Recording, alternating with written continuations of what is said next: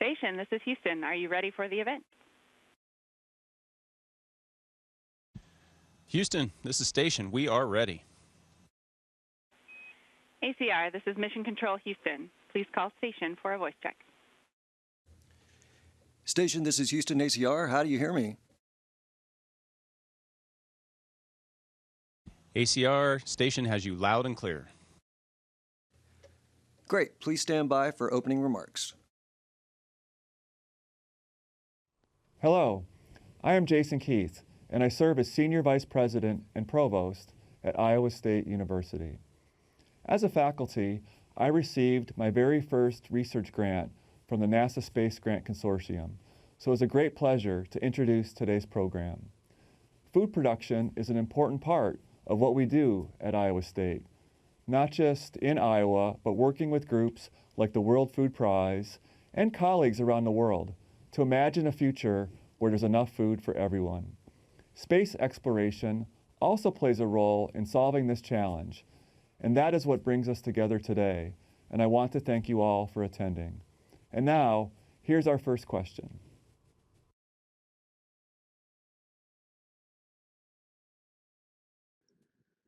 Hi, my name is Rihanna, and my question is, what would need to be added to the soil and space to make it fit for growing food?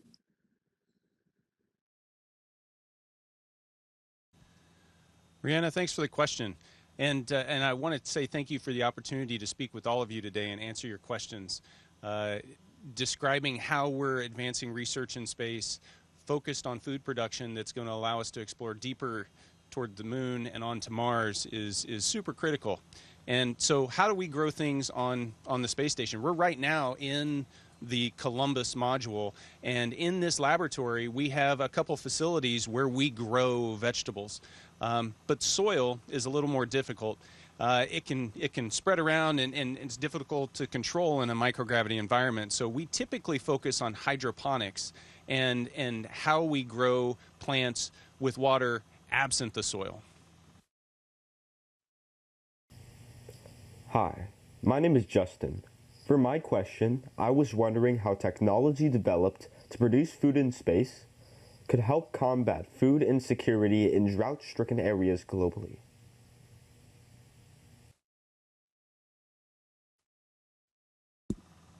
That's a great question, Justin. I'll say that we want to develop technologies up here in Zero-G that allow us to be more efficient in how we grow food. And as Nick was just talking about hydroponics, we're able to recycle the same water over and over again in the growth cycle there. So just last week or a week before or so, we spent a lot of time focusing on how to move water around in tubes to grow plants and to do it in an efficient way.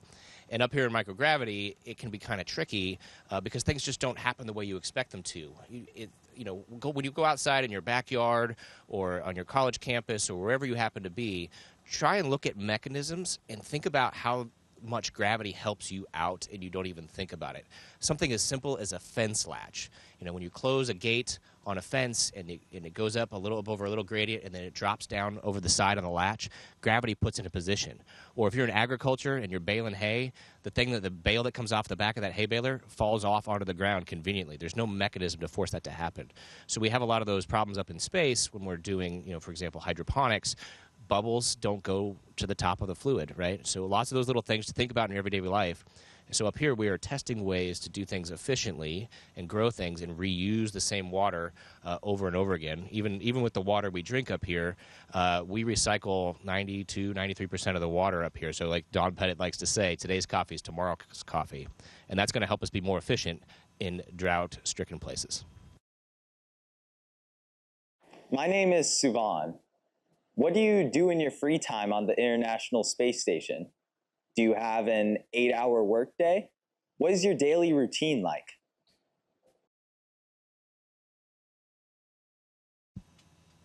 Suvan, our workday is fairly typical, although every workday is a little bit different because we're doing many different activities.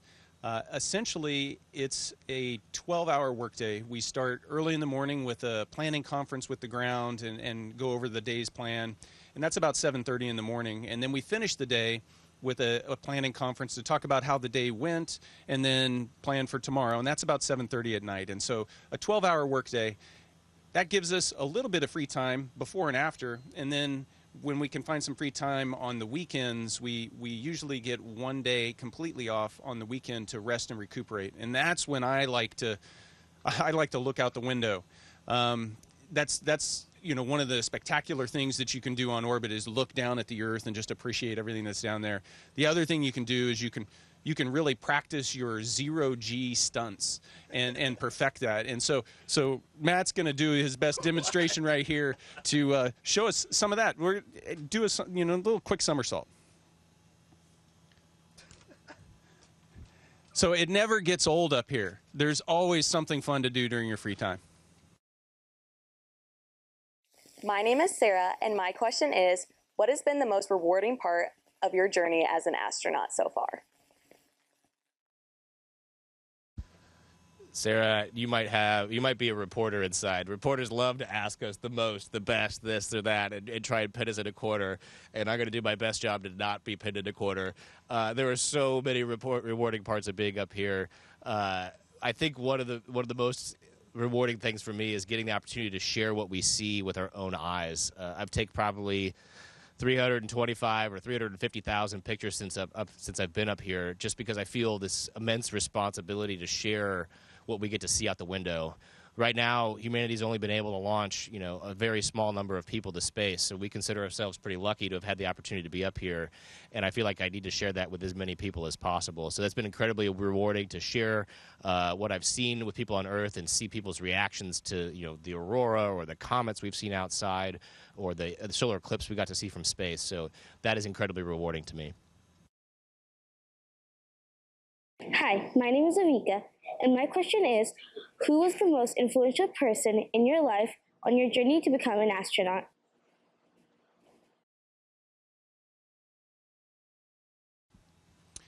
Avika, that's a tough question to answer. It's hard to make it just one person. For me, and everybody draws a source of inspiration and support from somebody different.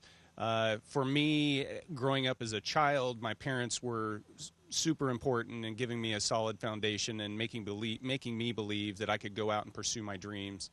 But I'd have to say that without a doubt, my wife, we've been married 25 years, and she has helped me along the way at every turn, and none of this would have been possible without her love and support.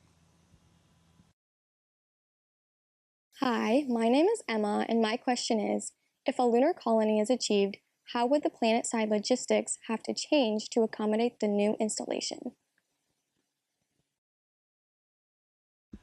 Oh man, you hit a strong point deep inside me, because I think just your question alone gives me so much hope for your future.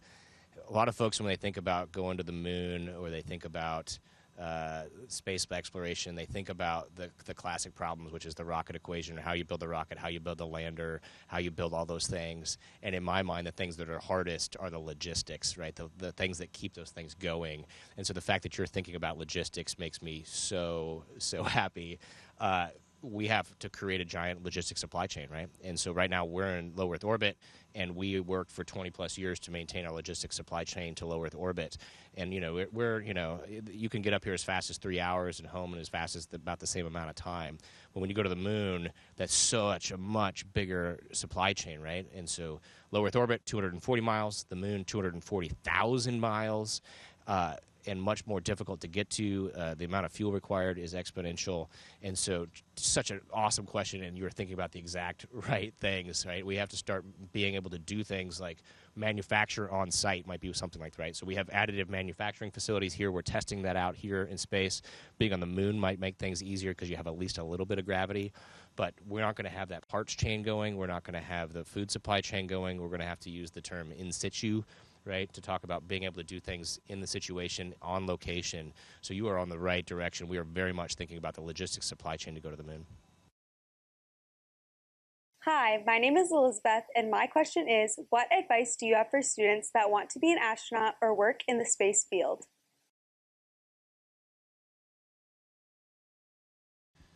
Yeah, Elizabeth, there's simple advice, and it seems oversimple. It's follow your passion. Find out what you're super passionate about and pursue it. There is no defined pathway to become an astronaut. There is no defined pathway to find yourself in the space field. The people that end up there are the ones that were passionate about space, and they found what aspect of it really got them excited, and then they just pursued that with everything that they had. And everybody's going to stumble along the way and face challenges. And if it's something that you're passionate about, you'll work through that adversity. You'll rely on the support of everyone around you, and you'll continue to pursue that dream. And then that's how you find yourself in a place like this, which is pretty magical. Hi, my name is Laura, and my question is, how efficient is the water recycling system on the International Space Station? Water recycling is super important to us up here. Water is very dense, and so if we were not efficient with how we handled our water, we'd have to be launching more, and it's pretty expensive per kilogram to launch things. We're in the mid to high 90s for water recycling, and we keep working on it more and more to eke out that last few percentage. The farther we go away from Earth, to the moon and into the Mars, the more efficient we're going to need to be with managing our water as we transit. So I think we're in mid to high 90s with our water efficiency. Hi, my name is Emily. My question is, who was your favorite teacher and why?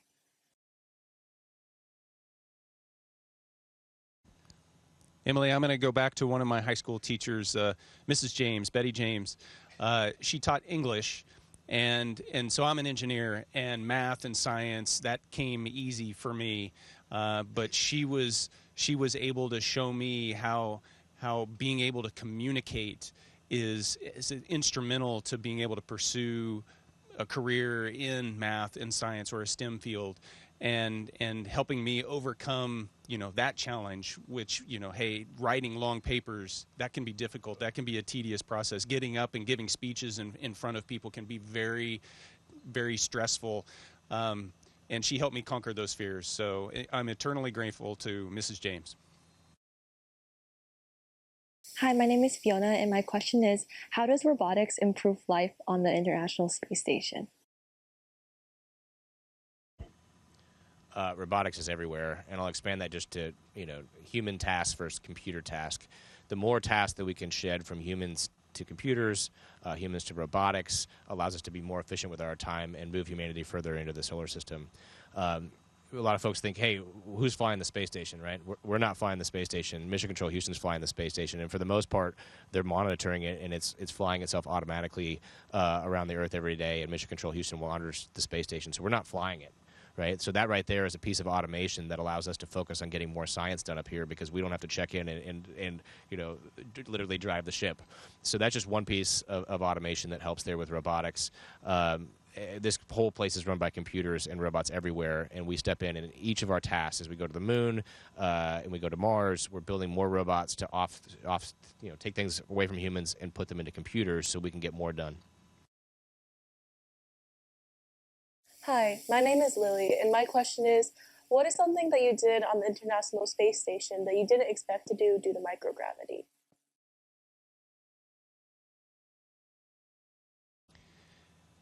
Before I launched, having not experienced what microgravity was going to be like on a long term, I had done a Vomit Comet ride before, but that's only about 20 seconds of floating weightless.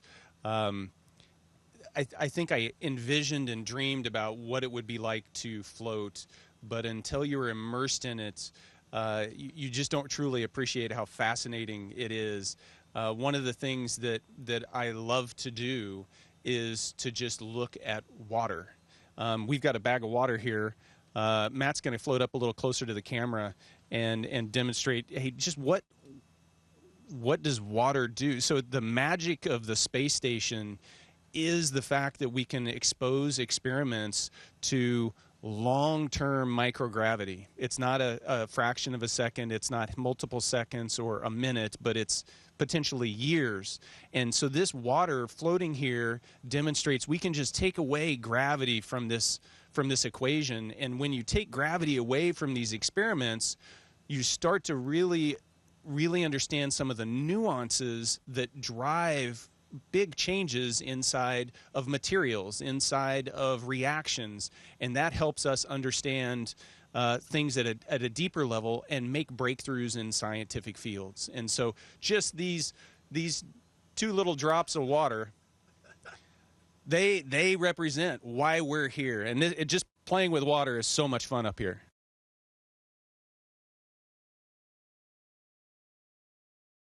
My name is Amog. My question is, does the International Space Station have any 3D printers to manufacture any of the parts they need? Absolutely. Additive manufacturing is incredibly important, especially as we go again to the moon and Mars, and we need to start building parts and pieces of things we need farther away. In addition to helping people on Earth, zero gravity or microgravity up here is very helpful in manufacturing things.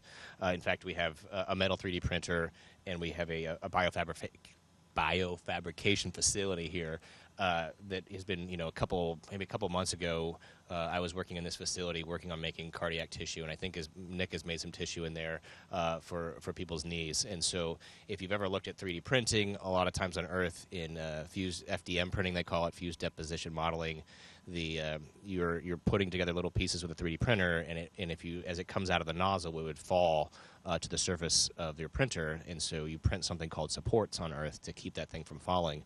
Well, we don't have that problem in space, so 3D printing in space is pretty awesome. You don't have to waste a bunch of material worrying about your material falling back down due to gravity. So yes, short answer, yes. We've got all kinds of facilities up here and folks working at additive manufacturing in space. Hi, my name's Olivia, and for my question, what is one thing you didn't expect to experience while in space?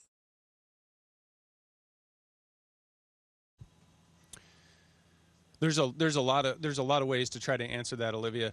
I think space is a journey that's really unpredictable, and there's so many things that drive how your journey in space is going to unfold. If I think back to my first launch, I didn't expect to experience an abort off of a rocket that was coming apart as we were launching into space.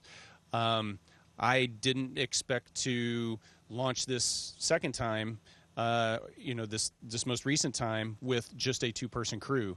But those are the realities of how space is very difficult. Space is hard, and there's so many interdependencies that it's really hard to figure out exactly how your future is going to unfold, and you really have to react to all those different obstacles and challenges and things that are thrown at you along the way. But I got to say, whether I'm sitting in Houston in Mission Control working on the Capcom console and talking with the crews on board and supporting them, or whether I'm up here, it's a phenomenal place to be. It's a phenomenal place to work with. I love working space. Hi, my name is Caroline, and my question is, what are the most promising plant species for growth in extraterrestrial environments like the moon or Mars, and how do you prioritize which ones to study? Oh, man. One of the coolest parts about this job is that I get to work with experts around the world and do things. And so I get to be their hands and their eyes in experiments up here. And so many questions like you ask are great questions that I have no idea what the answer is. No clue, right? No idea. There are all kinds of plans that it would make sense to prioritize, I imagine, but a lot of times up here, we go do the experiments on something I have no idea about. Like this experiment right here, the biofabrication facility, we were making cardiac tissue. I don't know square one about making cardiac tissue, but I get to work with the world's experts in figuring that out. So I have no idea the answer to your question. I would imagine you would want to make foods that are energy dense and efficient and don't use a lot of either energy or requirements or nutrients, because we don't have a lot of materials we can get here. But what's cool is after this conversation and after this interview, I could go probably pick up the phone or call an expert, and that's one of the best parts about this job, and get the answer. So thank you for your question. Maybe Nick knows something on this one. Let me add some. So I can tell you one of the saddest parts about growing things up here is typically because we are on the cutting edge of science. They want those samples and they want to study them on the ground. So we spend weeks growing food, and it smells delicious, and you just salivate because it's, you know, typically not often that we get fresh, like leafy greens up here. And then they make us harvest them and freeze them all and send them down. And it's so disappointing. Hello, everyone. My name is John Wogman, and I'm the Director of Global Youth Programs at the World Food Prize Foundation. I want to extend my heartfelt thanks to NASA and the astronauts at the International Space Station for sharing your insights with our students. I would also like to thank the NASA Iowa Space Grant Consortium, Iowa State University Extension and Outreach, and the organizers of Plant the Moon Challenge for their incredible collaboration on this initiative. Through this downlink, students were able to think creatively about the intersection of science and technology in addressing food production challenges both on Earth and in space. As we face growing global populations, climate change, and resource limitations, the need for innovative solutions has never been more urgent. Students, we can't wait to see your solutions and all that you come up with as we work together to address the pressing challenges of food production on our planet and beyond. Thank you once again for your enthusiasm, innovations, and ideas. Let's plant the seeds of opportunity and watch them launch into a galaxy of possibilities.